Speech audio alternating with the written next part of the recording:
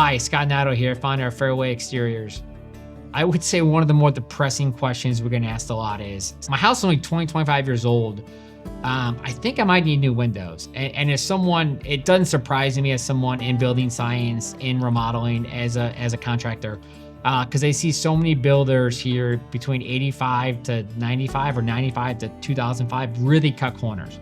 Like, it's crazy to me that there were way better homes built in the kind of 40s, 50s, and they were just built better homes, better materials. And so there's so many homes with builder grade single pane windows that are built in 1998 to 2005. They already need new windows. They're foggy. In the summer, there's water running down the inside and outside. In the winter, they're not working. They're cold. They're drafty.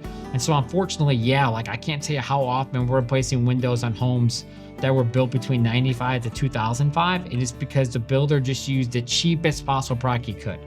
And so the unfortunate reality is a lot of the same homes are needing new HVAC, new air conditioners.